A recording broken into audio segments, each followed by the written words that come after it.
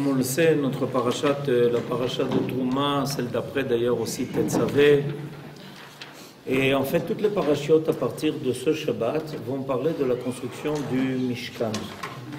Et, les gens sont d'ailleurs assez surpris de la quantité de versets, d'enseignements qui sont donnés par la Torah en toutes lettres à propos de la construction du Mishkan et de tous les instruments, ustensiles qui vont servir les enfants d'Israël pendant 40 ans dans le désert.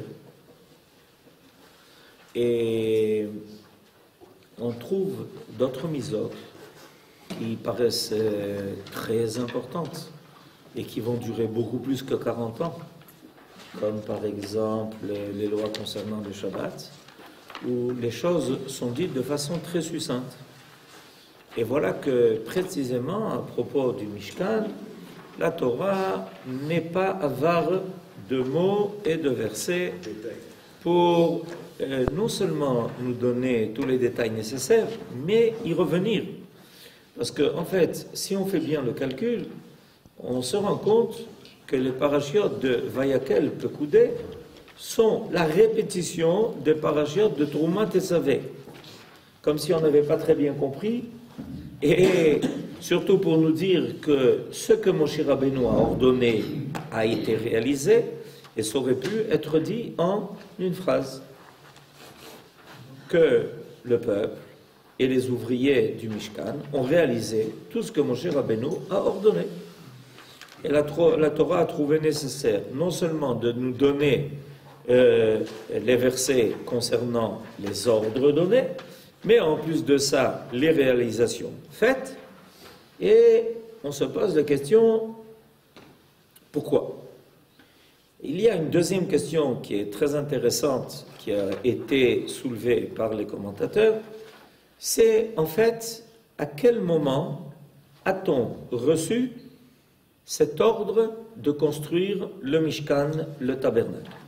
Ça s'est passé quand cette affaire? On est sorti d'Égypte, on le sait, au mois de Nissan. On a été au Har Sinaï, on l'a appris dans la Parashat Yitro, on y est arrivé au mois de Sivan, 50 jours après. Ensuite, on a continué notre chemin. Au bout d'un an, on a quitté le Sinaï pour continuer notre périple dans le désert. À quel moment de tout ça s'est passé cet ordre-là concernant le Mishkan? Cette question est une question importante parce que, en fait, quand on a reçu la Torah, on a entendu les 10 paroles au Sinaï, c'était au mois de Sivan, mais on n'a pas reçu l'étape de la loi. Vous le savez ça, qu'on n'a pas reçu à ce moment-là l'étape de la loi. Non, pas du tout. Non, pas du tout, on ne les a pas reçus à ce moment-là. Beaucoup de gens pensent que le jour du don de la Torah a été le jour du don d'étape de la loi. Pas du tout. Les étapes de la loi ont été données 40 jours plus tard. 40 jours, les premières. Oui, je parle des premières. 40 jours plus tard, et Moshe Rabbeinu en est descendu 40 jours après, le 17 Tammuz. D'accord? Et à ce moment-là, qu'est-ce qu'il voit? Le veau d'or, catastrophe. Et évidemment, il n'est pas question à ce moment-là de faire Achnasat et Luchot Abrit. Il les a cassés. Alors il remonte le lendemain pour 40 jours. Ça n'a toujours pas donné le résultat escompté. Il reparle une troisième fois au début du mois de Elul pour descendre le 10 Tishrei. Et à ce moment-là, il redescend avec les deuxièmes tables de la loi. Quand il redescend avec les deuxièmes tables de la loi, le 10 Tishrei, où est-ce qu'on les met? C'est une question intéressante, d'accord? Qu'est-ce qu'on en fait? On les met où? C'est une question, d'accord? Alors, ce que je suis en train de vous décrire, ça a un but. C'est d'essayer de vous faire comprendre qu'il y a une marloquette, une querelle de la compréhension, concernant la compréhension de l'ordre des choses, qui a éclaté entre les sages. Selon une partie de nos sages, En réalité, on a reçu l'ordre de faire le Mishkan après la faute du Vaudor. Et une fois que Moshe Rabbeinu redescend du Sinaï le jour de Yom Kippour avec les 2 tables de la loi, pour la 2e fois, alors Akadosh Baruch Hu lui dit, maintenant il faut construire le Mishkan. Parce qu'il faut mettre ces tables quelque part. Pour mettre ces 2 tables de la loi quelque part, il faut construire une tente, ce qu'on appelle la tente d'assignation. Et puis, il y aura là-bas toutes les parties jusqu'au Kodesh HaKodashim. Et dans le Kodesh HaKodashim, il y aura l'arche avec dedans les 2 tables que tu as descendues.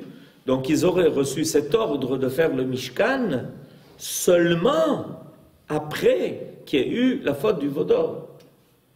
Et une fois que Moshe Rabbeinu, au bout de 120 jours, 40 jours pour recevoir les premières, 40 jours pour demander à Akadosh Baruch Hu de nous pardonner, 40 jours pour recevoir une 2e fois les tables, c'est à ce moment-là qu'il redescend le jour de Yom Kippour, et après Yom Kippour arrive l'ordre de construire le tabernacle. Ça, c'est une première considération des choses, Rashi l'amène. Mais il y a une autre vision des choses. Et cette autre vision des choses, c'est en fait l'ordre des parachiotes dans la Torah. Parce que dans la Torah, les parachiotes ne sont pas marqués comme ça. Dans la Torah, l'ordre des parachiotes, c'est ce Shabbat Trouma, Shabbat prochain, Tetzavé, Shabbat d'après, Kitissa. Et dans la paracha de Kitissa, qu'est-ce qu'il y a? La faute du Vaudor. Donc, selon l'ordre des parachiotes de la Torah, l'ordre de construire le Mishkan a précédé la faute du Vaudor. Ouais, peut-être pour mettre les premières mots. Voilà. En réalité, l'idée première est que ne devait pas surgir cette catastrophe-là du Vaudor. Les enfants d'Israël ont reçu les 10 paroles, le Vav, le Sivan. Vous avez compris? Je suis en train de faire un historique et on réécrit l'histoire maintenant. D'accord? On peut se permettre de réécrire l'histoire. Alors on réécrit l'histoire. Donc, on a entendu le 6 Sivan, Akadosh Baruch Hu déclamer les 10 paroles. On les a entendues dans la paracha de Yitro. Et puis, Akadosh Baruch Hu lui dit maintenant, écoute, tu vas monter, tu vas rester avec moi 40 jours, je vais t'enseigner toute la Torah, et au bout de 40 jours, tu descends avec les 2 tables de la loi. Personne n'a en tête l'idée qu'elles vont être brisées, parce qu'il va y avoir le Vaudor. Et puis, quand ces tables vont descendre, il faudrait bien les mettre quelque part. Personne n'a pensé qu'on allait les casser. Donc, l'ordre de la construction du tabernacle a été donné avant la faute du Vaudor. Pas en réparation de la faute du Vaudor, mais au contraire. Il y a une histoire d'a priori. C'est vrai qu'il y a aussi une histoire d'a posteriori. Alors ça, c'est toujours une grande question philosophique, vous allez y réfléchir pendant tout le Shabbat. Qu'est-ce que l'on vit? L'histoire a priori ou l'histoire a posteriori? C'est intéressant ça comme question, parce que ça a commencé dès le début de la Torah.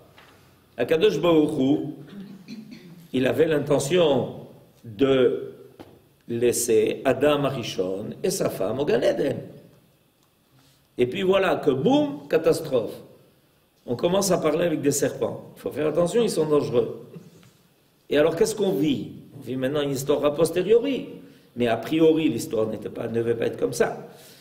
Alors, d'après le Zohar, à Kadosh, que je vous amène ici, par le Rav Munk, en réalité, l'ordre de faire le Mishkan a été ordonné a priori, parce que dans le plan divin d'a priori, il y a un plan de l'histoire a priori. C'est important de le savoir, parce que les hommes ne pensent que l'histoire n'est qu'un a posteriori. C'est-à-dire qu'on essaye sans arrêt de rattraper quelque chose sans pouvoir le faire. Il y a un mythe comme ça grec. Sisyphe. Comment ça s'appelle? Les madames avec les lettres ou les messieurs avec les lettres. Il y a un mythe où on essaye de rattraper quelque chose, on n'y arrive jamais. Hein? Le mythe de Sisyphe. Voilà, très bien, kol hakavod. Le mythe de Sisyphe. Le mythe de Sisyphe, c'est en réalité cette angoisse profondément grecque, donc une angoisse philosophique, qui est qu'on essaye d'arriver à quelque chose, mais on n'y arrive jamais. Et d'où vient cette idée-là? Parce que l'idée vient évidemment, il n'y a pas la Torah, donc on ne peut pas savoir qu'il y a une histoire a priori. Il y a une histoire a priori. L'histoire que les hommes vivent et qui est que, bon, on va essayer de récupérer quelque chose, mais juste au moment où on va le récupérer, arrive quelque chose d'autre. Et juste au moment où on arrive à récupérer enfin la deuxième chose qui devait récupérer la première, arrive la troisième chose. Alors il faut récupérer la troisième qui vient récupérer la deuxième qui revient à la première, mais entre-temps, il y a évidemment quelque chose qui s'est passé, on s'en sort plus. Voilà. Donc à la fin, chlet, comme on dit chez nous, en grec. Est-ce qu'on aurait fait le veau d'or si on était en train de préparer le Mishkan? Tov, alors, on va lire. De l'autre côté, le Zohar maintient, conformément au texte de l'Écriture. Pourquoi conformément au texte de l'Écriture? Parce que c'est l'ordre des parachiotes. Dans l'ordre des parachiotes, c'est d'abord Trouma, ensuite Tetzavé, avant le veau d'or. Que les ordres relatifs au tabernacle précèdent la faute du veau d'or. Rabbi Shimon Bar Yochai professe que le plan de la création, ça s'appelle l'histoire a priori, ce qu'on est en train de lire. D'accord? Donc maintenant, on est en train de vous révéler quelle est la Torah de Rabbi Shimon Bar Yochai. C'est un secret, gardez-le entre vous. En réalité, Rabbi Shimon Bar Yochai, dans sa Torah, d'accord, la Torah de Rabbi Shimon Bar Yochai, est l'enseignement de l'histoire a priori. Voilà le secret de la Torah. Le secret de la Torah, c'est pas de connaître l'histoire a posteriori, celui-là a fauté, qu'est-ce qu'on fait, comment on récupère ça, comment on fait tchouva, comment on va s'en sortir, etc. Les vases brisés, vous connaissez tout ça, d'accord? Et non, il y a l'histoire a priori. Alors c'est l'idée de Rabbi Shimon Bar, c'est l'enseignement de Rabbi Shimon Bar Yochai. Rabbi Shimon Bar Yochai professe que le plan de la création prévoyait, dès les origines, l'implantation de la majesté divine au milieu des hommes. C'est ça l'idée du Mishkan. C'est quoi l'idée du Mishkan? Ve'asuli mikdash ve'shachamti betocham. Moi, j'ai pas créé la terre pour rester dans les cieux. Enfin, j'ai créé les cieux et la terre pour être présent dans les cieux, ça c'est évident, et sur la terre aussi. Donc c'est prévu. C'est pour ça que nos sages enseignent que l'idée du Beth Amikdash a précédé la création. C'est une idée qui est évidente. On ne peut pas penser créateur, création sans Shrina. C'est ridicule. Imaginez-vous que Dieu, regardez, je vais vous montrer jusqu'où ça va l'absurde. Imaginez-vous que Dieu crée un monde dont il est absent. Vous vous rendez compte de la grossièreté de l'absurde, de cette absurdité? Je fais un monde, moi, dans lequel je serai absent. Mais c'est ce que les Grecs affirment. Il a créé un monde, mais il est en absent. Alors donc, c'est comme quelqu'un qui investit un investissement énorme, qui construit le plus beau bâtiment au monde, et une fois qu'il a la clé, il l'achète à la mer. Et on ne peut pas y rentrer. Ni lui, surtout d'ailleurs, il ne vient pas y habiter. Et on lui dit, qu'est-ce qu'il a fait? Non, c'est pour que les gens voient qu'il y a un bâtiment. C'est triste, d'accord? Mais c'est cette idée-là, c'est ce qu'on essaye d'affirmer ici. Ok? Certes, les fautes avaient rendu l'exécution de cet idéal impossible.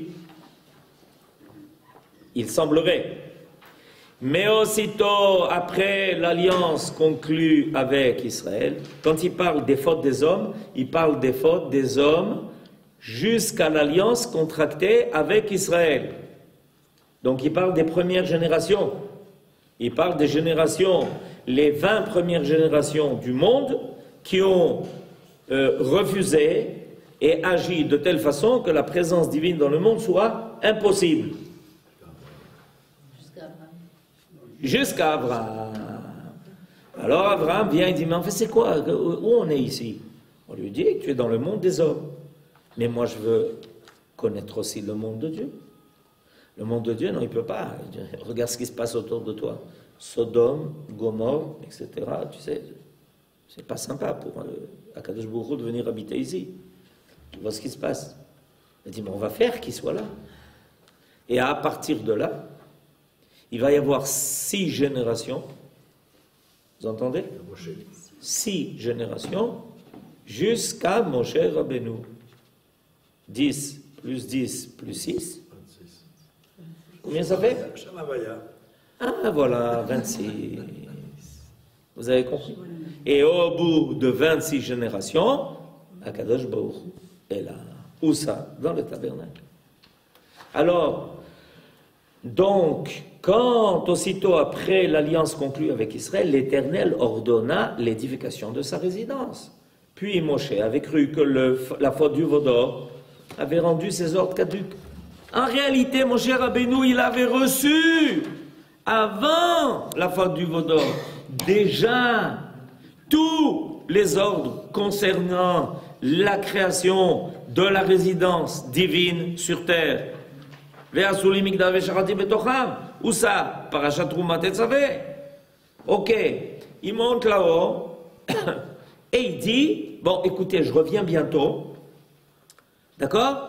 Dès que je reviens avec l'étape de la loi, ok, c'est comme on arrive avec le Sefer Torah, on fait Achnasat Sefer Torah, d'accord? On fera Achnasat et Luchat Abrit, et on se mettra à travailler dur pour construire le Mishkan, parce que je vais rentrer, je vais apprendre tout là-haut pendant les 40 jours.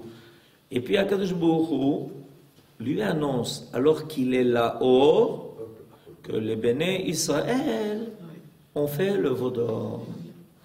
Alors Moshe Rabbeinu dit, ah oui, et alors on va construire le Mishkan et on va mettre au milieu, Chas v'Shalom, le Vaudor. Aïe, aïe, aïe. Imaginez-vous quelqu'un qui construit, dont je reviens à l'histoire du bonhomme, qui a construit la plus belle villa, et puis il y fait rentrer une vache. Il installe une vache au milieu du salon, tout le monde vient lui amener à manger, à boire à la vache, et elle ne comprend pas très bien ce qu'elle fait au milieu du salon. Le marbre, etc. Qu'est-ce qu'elle fait au milieu du salon?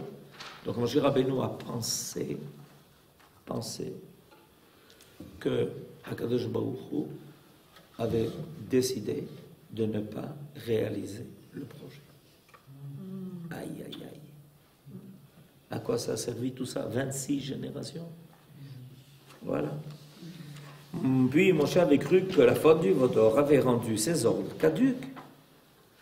L'Éternel accorda pourtant son pardon et les ordres furent nouvellement confirmés. Ah, maintenant on comprend tout. Pourquoi était-il nécessaire, après les parachiotes de Trouma et de Tetzaveh, qui nous avaient déjà tout expliqué comment faire, de revenir à Ouda dans les parachiotes de Vayakel Pekoudé sur tout ce qui avait déjà été dit dans la parashat Trouma Tetzaveh. Parce que c'est comme si les parachiotes de Trouma Tetzaveh avaient été effacés à cause de la faute du Vaudor.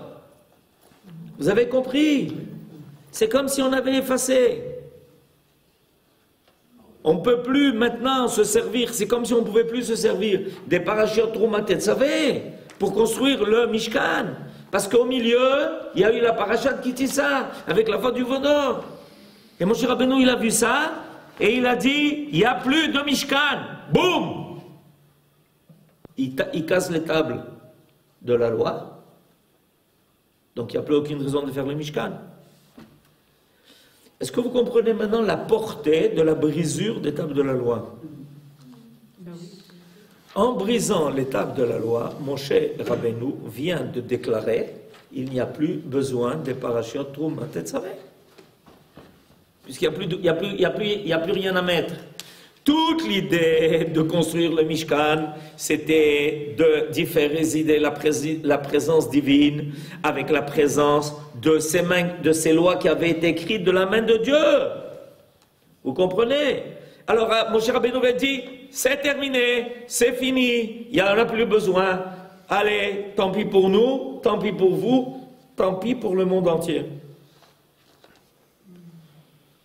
Et qu'est-ce qu'Akadosh Baruch Hu est obligé, enfin entre guillemets obligé, ce qu'il veut faire, c'est enseigner le concept de la tchouva. Le concept que même des choses brisées sont réparables. Voilà. Et c'est pour ça que viennent après la faute du Vaudor, les parachutes de Trouma Tetzaveh qui semblent répéter les mêmes choses. En réalité,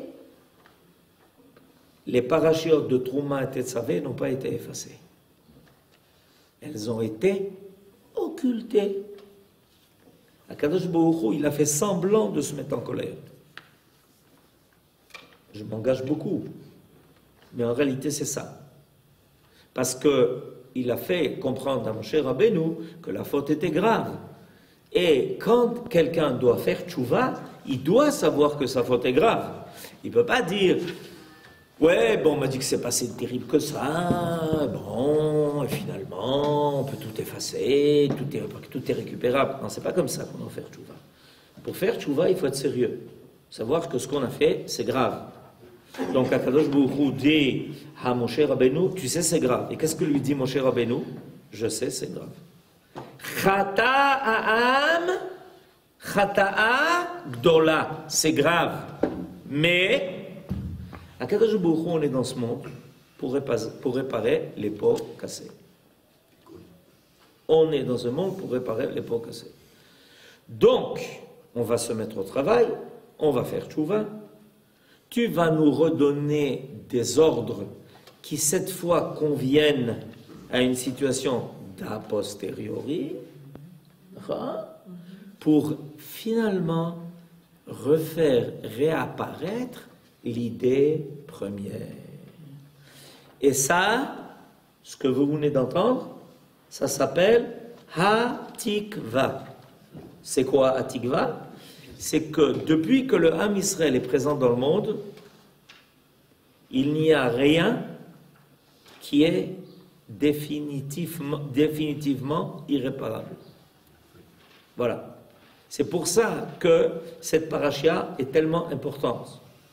Jusqu'à l'époque de l'alliance entre Akadosh Baruch Hu et Ham Israël, il y a des choses qui sont définitivement irréparables. Vous voulez la preuve? Le déluge. Ben oui, définitivement irréparable. Vous voulez une autre preuve? Sodome et Gomorrhe. Mais enfin, allons leur faire tchouva à ces gens de Sodome et Gomorrhe. Impossible.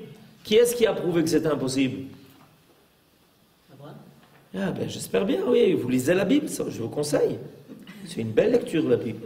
Avraham Avinu l'a prouvé que c'était impossible. Il dit à Kadosh Baruch Hu, bon, s'il y a 50 sadikim, ils arriveront à sauver les choses. Kadosh Baruch Hu lui dit, d'accord. S'il y en a 45, d'accord quand même. Et s'il y en a 40, on peut y aller. Donc, Abraham est en train, en fait, de prouver que c'est irréparable. Vous avez compris? Par ce marchandage, Akadosh Baruch Hu joue, entre guillemets, avec lui le jeu. Tu dis que c'est réparable, alors allons-y, allons-y. Je suis d'accord avec toi. Ça devient réparable à partir du moment où Am Israël est dans le monde. Tant qu'Am Israël n'est pas dans le monde, donc il n'y a pas d'alliance. Voilà. C'est ça l'idée de l'alliance. C'est ça l'idée de Brit. Brit. Vous savez que les Mekoubalim ont fait remarquer que le mot Bereshit, c'était deux mots. Brit, Esh. C'est les lettres, Brit, Esh. C'est les lettres de Bereshit. Ça veut dire qu'il y a une alliance de feu. Il y a quelque chose qui ne peut pas s'effacer. Et qui est le premier à avoir été jeté au feu? Abraham. Et comment il en est sorti? Donc, l'alliance de feu a été réalisée. Voilà, Abraham sort vivant du feu. C'est un feu qui ne brûle pas. C'est un feu qui sert à une alliance, mais pas qui brûle. Avant, le feu était un feu qui brûlait. Quand il y avait une faute, c'était irréparable. Sodome et Gomorrhe brûlaient. À partir d'Israël, il n'y a plus d'état irréparable.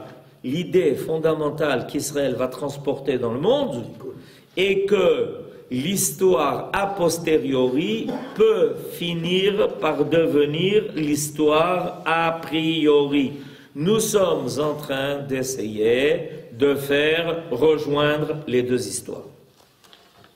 Celle qui était prévue à l'avance, que Dieu a écrit et qui est et dont le but, la finalité se révélera à la fin des temps.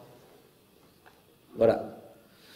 Et entre-temps, il y a des problèmes. Je ne sais pas si vous avez remarqué, mais il y a des problèmes. Et avec ces problèmes-là, Am Israël est appelé, invité à se mesurer. Pourquoi? Pour pouvoir finir par révéler qu'on peut récupérer et faire réapparaître le plan initial. Et toute l'histoire du Mishkan va tourner autour de là. Que finalement, on ne renonce pas, Moshe Rabbeinu ne renonce pas, il va commencer à prier à Kadosh Baruch Hu depuis le début des Loul, nous on commence les Sichot, pour arriver à Yom Kippourim. Finalement, Akadosh Baruch Hu pardonne à tout Israël de la faute du Vaudor. C'est ça le jour de Yom Kippourim. Le jour de Yom Kippourim, on doit passer ce jour-là comme si on était présent au moment de la faute du Vaudor. Et ce jour-là, on décide de prendre sur nous les fautes de toutes les générations, de les endosser, de dire voilà, on est prêt à changer le cours des choses.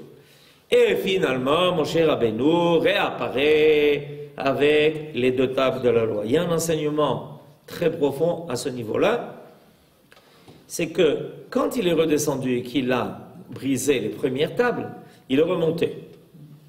Et qu'est-ce qu'il a fait pendant 40 jours jusqu'au début du mois de Elul, Moshe Rabbeinu? Qu'est-ce qu'il a fait? Hein? Non, Torah Shebé-Alpi, il a reçu les 40 premiers jours. Qu'est-ce qu'il a fait? Non, pas du tout. Qu'est-ce qu'il a fait? Il a prié pour? C'est-à-dire pour le Vaudor, pour que Dieu pardonne à son peuple. Pendant 40 jours, il a prié. Depuis le Yud Het de Betamuz jusqu'à la fin du mois de Av. D'accord? C'est pour ça qu'on n'aime pas tellement ces jours-là. D'accord?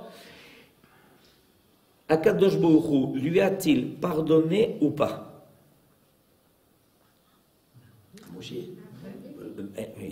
Moshe Rabbeinu a prié pendant ces 40 jours.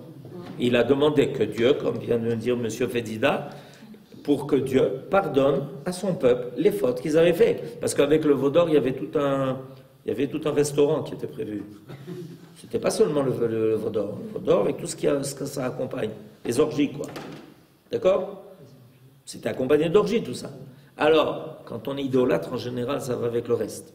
Alors, est-ce que Dieu a pardonné ou pas au bout de ces 40 jours? Réponse, vous avez raison, il a pardonné. Alors pourquoi il a été besoin de prier encore 40 jours?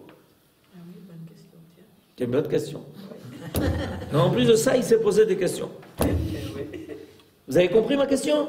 Pourquoi on a besoin, nous, de commencer les slichot au début, le début du mois de Elul, pendant 40 jours jusqu'à Yom Kippur? Il lui a pardonné pendant ces 40 jours. Alors je vous le dis, vous voulez la réponse? Oui. Bon.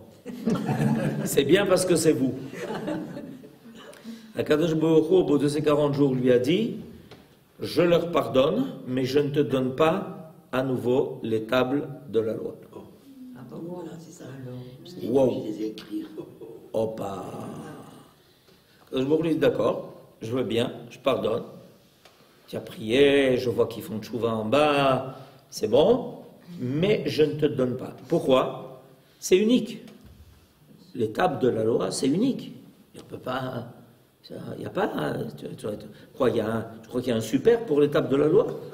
De ce cas, tu vas en amener deux autres? Ça ne marche pas comme ça. C'est où? Alors qu'est-ce que Moshe Rabbeinu il a fait? Il a écrit par le peuple. Qu'est-ce qu'il a fait? Il a demandé au peuple de prier. Kol hakavod. Il est descendu, et il leur a dit, écoutez, la situation est grave. Oui, la situation est grave. Dieu vous a pardonné. Ils l'ont regardé un peu étonné, non?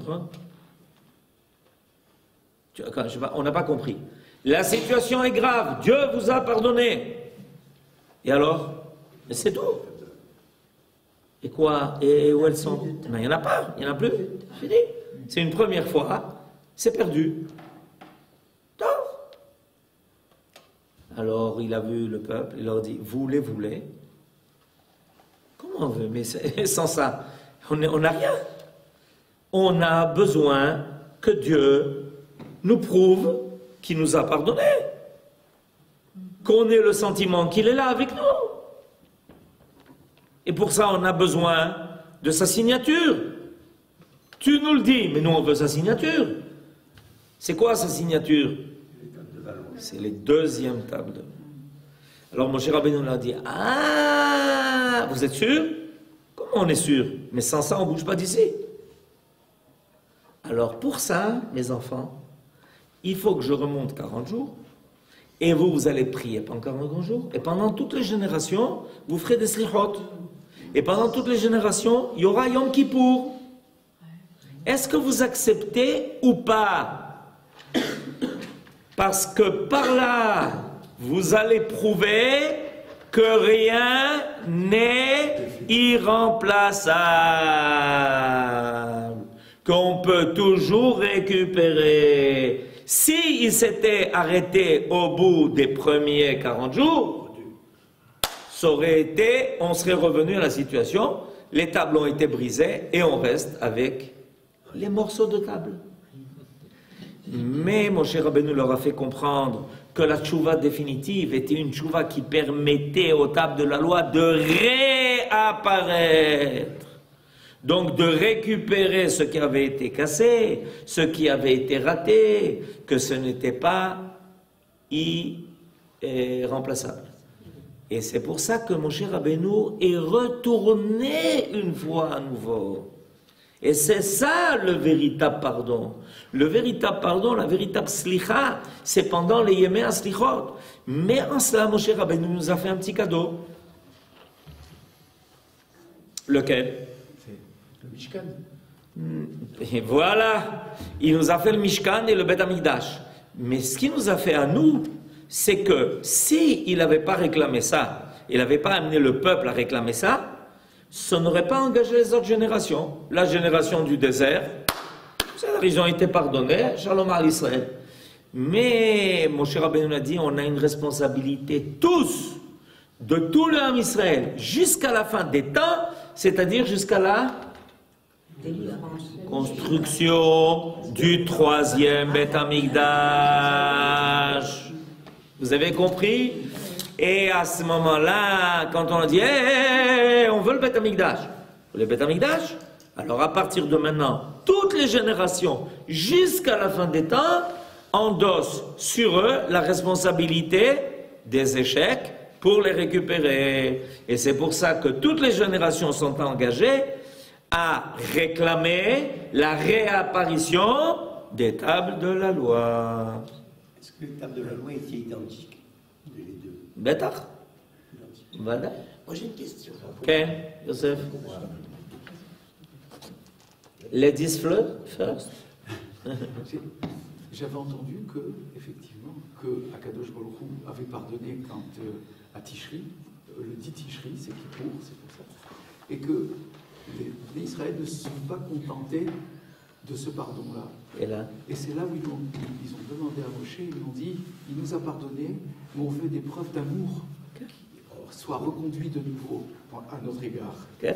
Et c'est là où Akadosh Baruch Hu a dit, alors je vais venir résider et je vais vous donner... Mais c'est ça l'idée. L'idée fondamentale, c'est que Bidiouk, ce qu'ils ont voulu, ils ont voulu la preuve.